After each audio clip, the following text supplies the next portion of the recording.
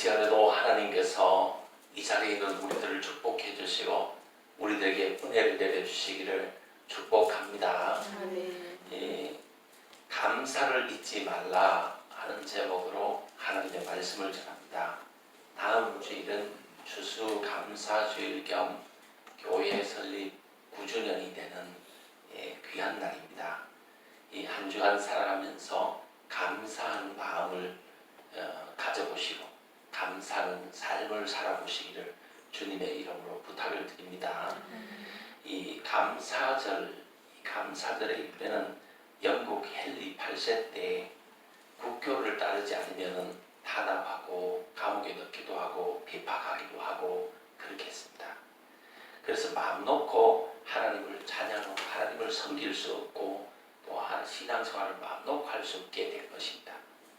그러던 중에 청교도 102명이 콜럼버스가 발견한 아메리카로 가야 되겠다, 신대륙을 가야 되겠다, 거기서 마음껏 하나님 섬겼으면 좋겠다 이렇게 결정하고 1920년도 9월 16일에 이 메이플라워라는 배를 타고 이 65일을 걸쳐가지고 11월 21일 날 이 아메리카 플리머스라는 곳에 도착을 하게 됩니다. 이 11월 21일에 도착해서 겨울을 맞이하게 됩니다. 이 겨울을 지내다가 보니까 44명이나 병들어 죽고 굶주려서 먹을 것이 없어 죽었습니다. 102명 중에 44명이나 죽은 거예요. 그래서 살아남은 이 사람들이 봄이 되어 농사를 짓고 첫 곡식을 수확해서 원주민들을 초대하고 이 칠면조 고기를 원주민들과 나누어 먹으면서 예배를 드렸습니다. 그것이 추수감사주일이 된 겁니다. 이게 유래가 되어서 매년 미국에서는 11월 셋째 주 목요일을 추수감사절 국경일로 정하고 있는 것입니다. 이 청교도들의 신앙 위에 나라가 세워졌기 때문에 미국이 지금 세계의 강국이 되는 겁니다. 이 청교도 정신은 하나님을 먼저 하나님께 감사하는 거예요. 이들이 제일 먼저 하나님께 감사 예배를 드린 거. 이들이 한 일도 이 신대륙에 가서 뭘 했느냐? 내 집부터 지은 것이 아니라 첫째 교회 먼저 짓고 그 다음에 내 집을 지은 거예요. 그래서 이들이 참 축복을 받는 사람들이 될 거예요. 이 하나님께 감사하는 것을 잊지 않으면 하나님 축복 주십니다. 우리가 무슨 일을 하든지 하나님께 감사, 그래서 하나님께 영광 돌림, 이걸 해야 하나님이 복을 주시는 겁니다. 그래서 감사를 잊지 말아라. 하나님 은혜에 감사하는 것을 잊지 말아라 하는 겁니다. 감사를 잊지 않고 살려면 첫째는 은혜를 잊지 말아야 되는 것이고, 두 번째 생각을 하면서 살아야 되는 것이고, 네 번째 표현하면서 살아야 되는 것이고, 드리면서 살아야 되는 겁니다. 첫째, 은혜를 잊지 말고 살아라. 근데 사람들은 은혜를 쉽게 잊어버리죠. 은혜는 물에 새기고 원수는 바위에다가 동에다가 새긴다 하는 말대로 은혜는 흔히 잊어버리고 서운한 것은 오래 기억을 하는 겁니다. 은혜는 기억하고 서운한 것은 잊고 살아야 되는데 그 반대로 사는 것이 우리 사람들입니다. 이 서운한 것은 빨리 잊어야 돼요. 그리고 은혜는 오래오래 기억하고 이렇게 살아야 되는 거예요. 그래야 자신도 행복하고 남도 행복하고 하나님께 기쁨도 되고 영광도 돌릴 수 있게 되는 겁니다. 우리 성도님들은 서운한 것들을 많이 잊어버리세요.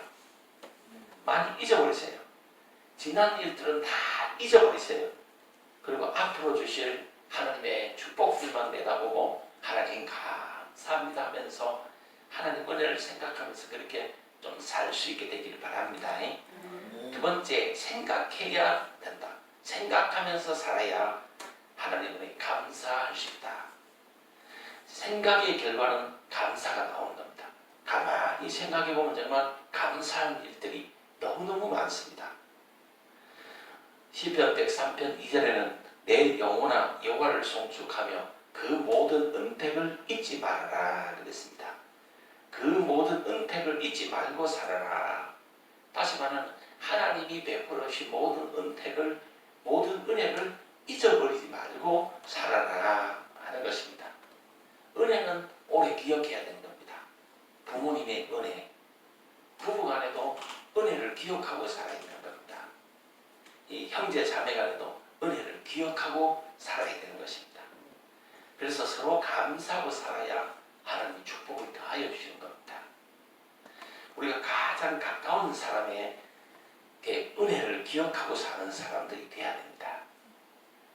우리 김우리 사모님이 저희들 잔소리도 많이 하잖아요. 쓴소리도 하지만 너무 나를 사랑하는 것 같아요.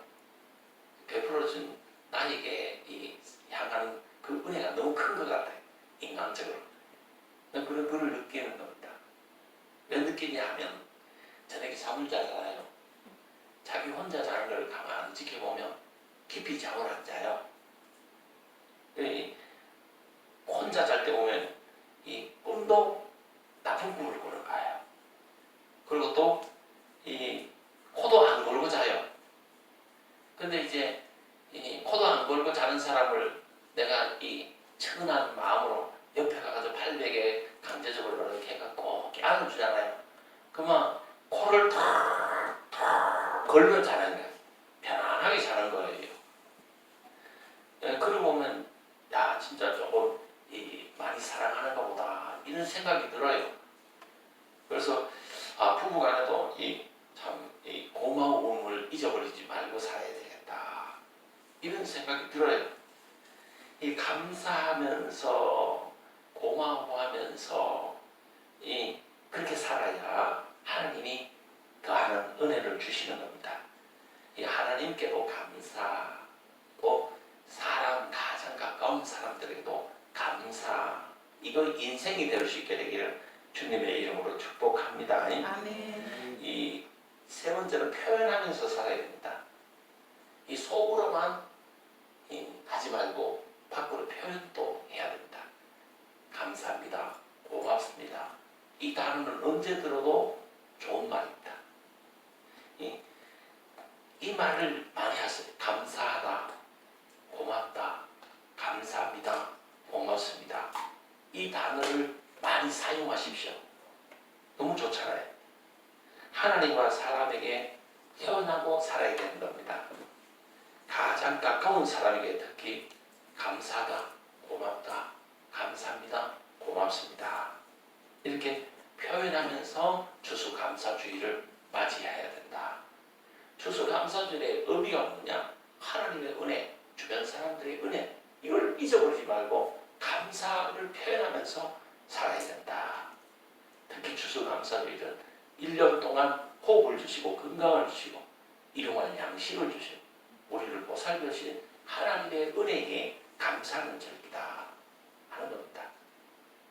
이 네 번째, 드리는 것이 있어야 된다. 섬기는 것이 있어야 된다. 이 믿음으로 구원받는 것은 확실하게 믿음만 있으면 구원받습니다. 그러나 축복은 행함으로 받는 겁니다. 하나님 앞에 행하는 만큼 우리가 받는 겁니다. 30배, 60배, 100배로 하나님께 받는 것이에요. 그래서 이 드리는 섬김이 있어야 축복을 받는 겁니다.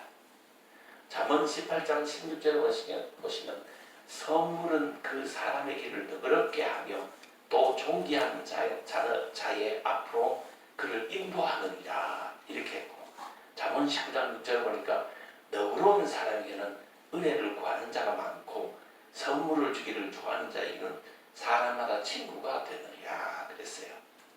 이 감사절을 영어로 Thanksgiving Day라고 합니다. 이 Thank you 더하기 Giving, 이 합성어가 된 겁니다. 이 감사라는 단어와 주다, 드리다라는 단어가 합쳐져서 이 감사절, 그게 날 데이다 한 거예요. 하나님께 정성을 다하고 힘을 다하고 뜻을 다해서 감사를 드려야 되는 겁니다. 우리는 이 물질을 드려야 감사를 드린다 이렇게 생각하는 경우가 많습니다. 물론 물질로도 하나님께 감사를 드려야 됩니다. 그러나 물질보다 더 중요한 것은 내 마음을 하나님 앞에 감사하는 감사하는 마음을 가진 내 이 기본적인 마음, 내 이 사람 살아가는 이 삶의 기본적인 자세이자 정신, 이것을 감사하는 마음을 가진 마음 중심의 감사를 갖고 그걸 하나님께 들을 수 있어야 된다. 이 마음 중심으로 정말 하나님은 내가 감사하다, 이게 느껴지면 정말 그 사람은 참 은혜 받은 사람입니다.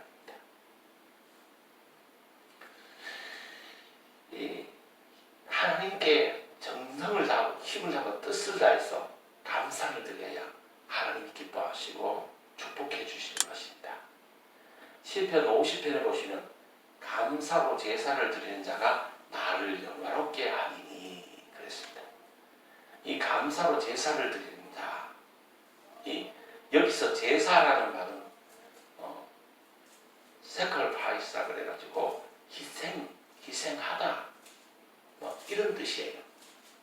감사로 희생을 드리는 자, 감사로 희생하는 자, 그가 곧 예배자고, 그가 곧 제사 드리는 자, 그가 곧 하나님을 영화롭게 하는, 하나님의 영광을 나타낸 자다, 그가 곧 축복받은 자다, 이 말입니다. 감사로 희생을 하는 자, 하나님을 영화롭게 합니다. 감사한 마음으로 희생하는 자가 하나님의 상을 받게 되는 겁니다. 그래서 하나님께 하는 모든 것은 감사함으로 해야 된다. 감사함으로, 희생함으로 하나님께 해야 된다 하는 겁니다. 제가 늘 이야기하는 거지만 하시고도 불평할 바에야 안 하는 것이 좋은 거예요. 안 하고 불평 안 하는 것이 훨씬 나은 거예요. 이 하고 불평은 하잖아요. 안 하는 것도 못한 겁니다. 이 항상 감사함으로 뭐든지 하셔야 됩니다. 가정에서도, 직장에서도, 교회에서도 감사함으로 해야 되는 겁니다.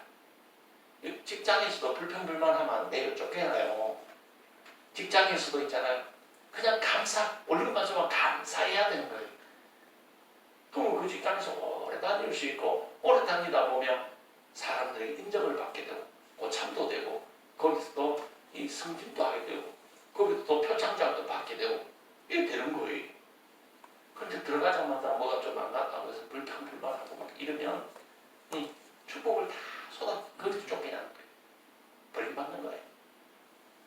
이 어느 곳에서나 우리 축복의 성도님들은 감사하는 이 기본 마음을 갖고 이 살아가시게 되기를 주님의 이름으로 축복합니다.